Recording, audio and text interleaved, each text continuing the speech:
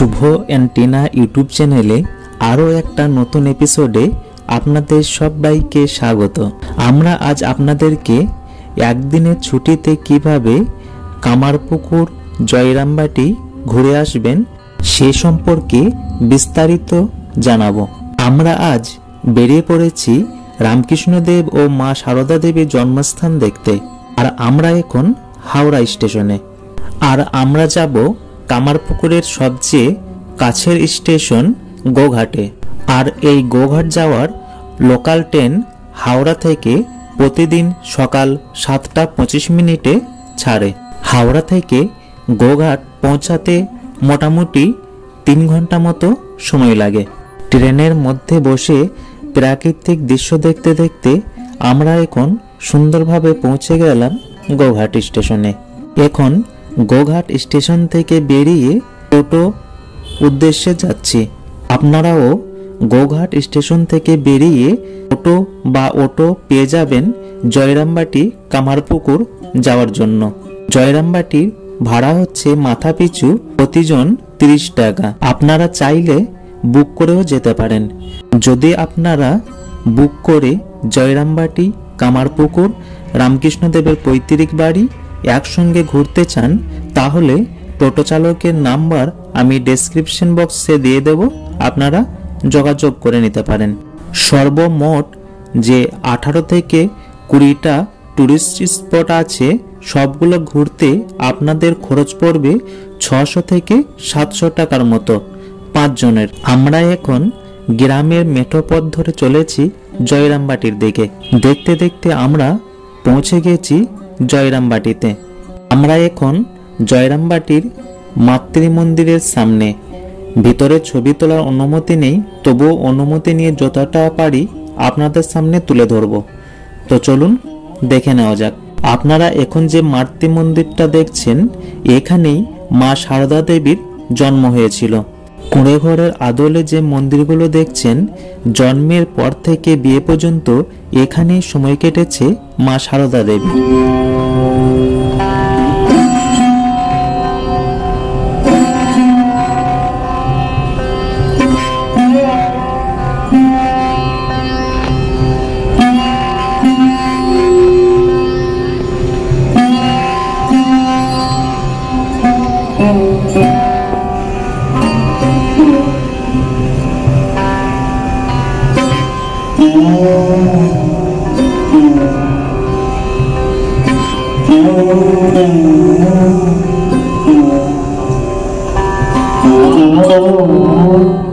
আপনারা এখন যে পুকুরটি দেখছেন এই পুকুরের সঙ্গে মা সারদা দেবীর ছোটবেলার অনেক স্মৃতি জড়িয়ে আছে।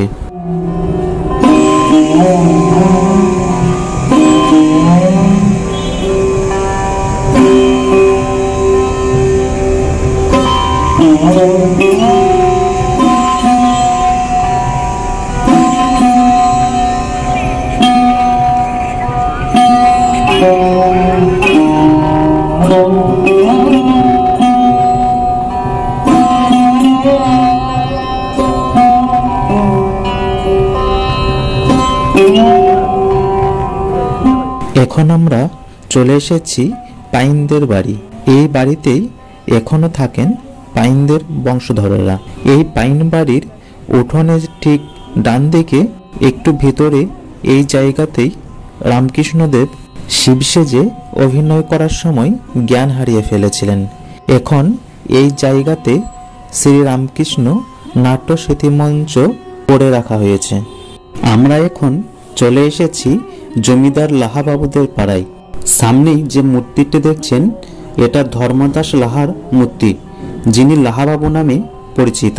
ওনার মূর্তির ঠিক পাশেই রয়েছে লাহাবাবুদের মেয়ে প্রসন্নময়ী দেবীর মূর্তি, যিনি রামকৃষ্ণদেবকে গোপাল জ্ঞানে আদর যত্ন করতেন।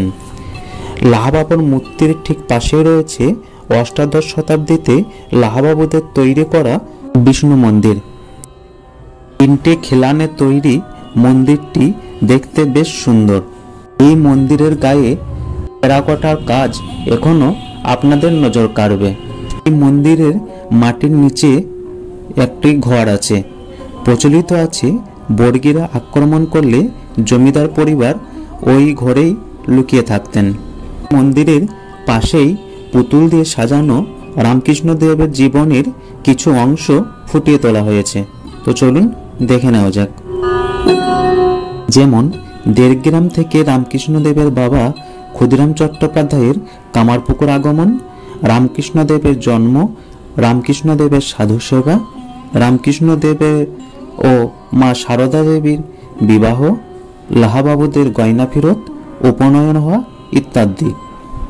মন্দির থেকে বেরিয়ে পাশেই লাহাবাবুদের দুর্গা মন্দির। দুর্গা মন্দিরের সামনেই আছে লাহাবাবুদের পাঠশালা। এই পাঠশালায় রামকৃষ্ণদেব 5 বছর বয়সে পড়াশোনা করতে আসেন।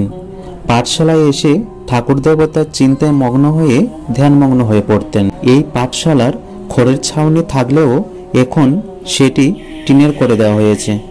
এই পাঠশালার পাশেই আছে একটা রাসমঞ্চ ও পার্বতীনাথ শিব মন্দির। আমরা এখন চলেছি সেই বিখ্যাত কামারপুকুরের উদ্দেশ্যে। আপনারা এখন দেখছেন প্রবেশ শিব মন্দির। এই মন্দিরের পাশেই সেই বিখ্যাত কামারপুকুর, যে পুকুরের নামেই এই কামারপুকুর।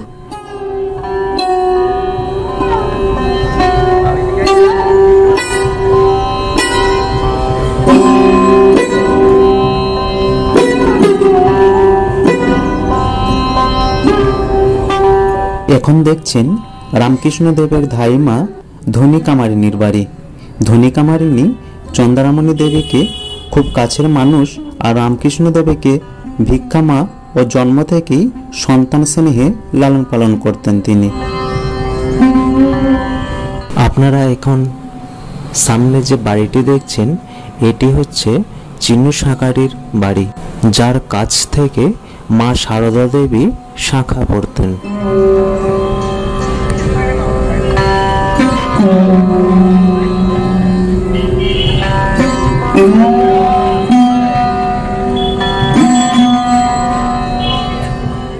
এই রামকৃষ্ণ মঠের ঠিক উল্টো দিকে আছে হালদার পুকুর। আমরা এখন হালদার পুকুরের দিকে যাচ্ছি।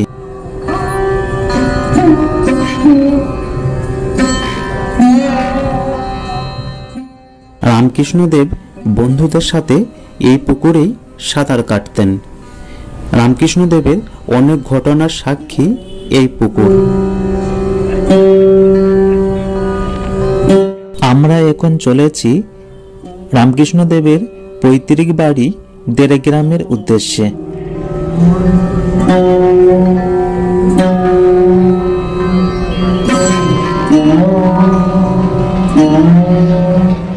এখন আমরা দেড়গ্রামে রামকৃষ্ণদেবের পৈতৃক বাড়ির গেটের সামনে। তো চলুন আমরা ঢুকে আপনাদেরকে দেখাই যে এখানে কি কি আছে।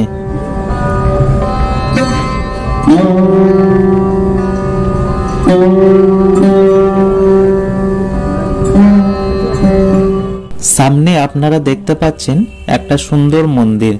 বাম পাশে যে খড়ের ছাউনি দেওয়া কুড়ে ঘরটা দেখছেন, এটাই রামকৃষ্ণদেবের পৈতৃক ভিটে।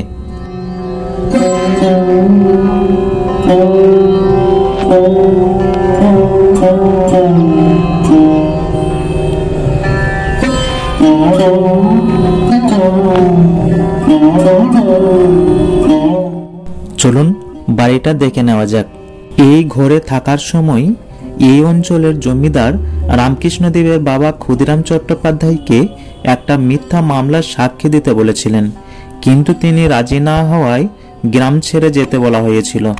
এই মিথ্যা মামলার সাক্ষী দেননি বলেই উনি এই গ্রাম ছেড়ে চলে গিয়েছিলেন কামারপুকুরে।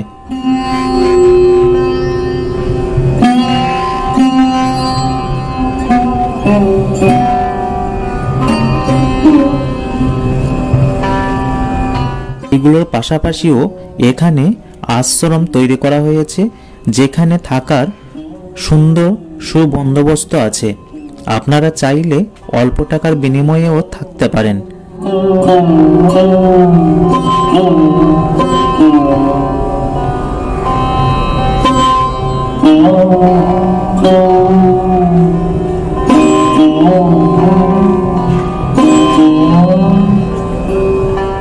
আমরা এখন চলেছি কামারপুকুরের উদ্দেশ্যে।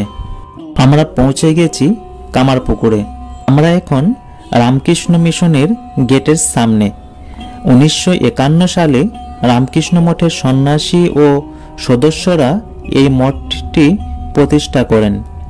ভিতরের দৃশ্যের ছবি তোলা নিষেধ থাকার জন্য যতটা সম্ভব হবে আপনাদের সামনে তুলে ধরব।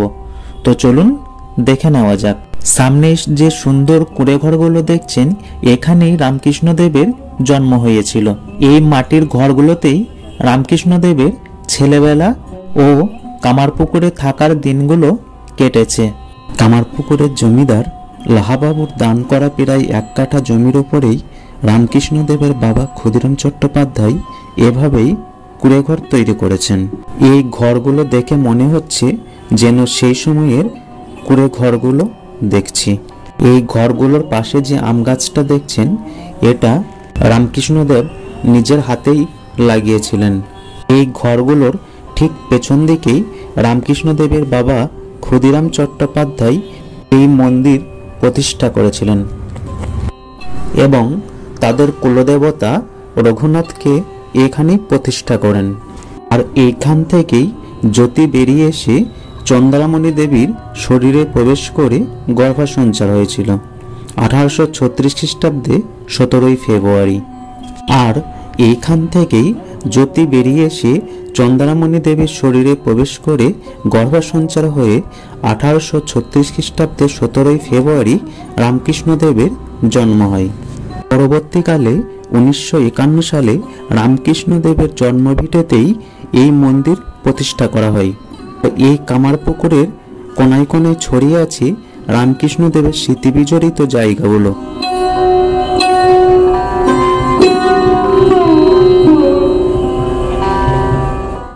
এইরকম আরও ভিডিও পেতে আমাদের চ্যানেলটি সাবস্ক্রাইব করে বেল বাটনে অল করে দিন। ধন্যবাদ।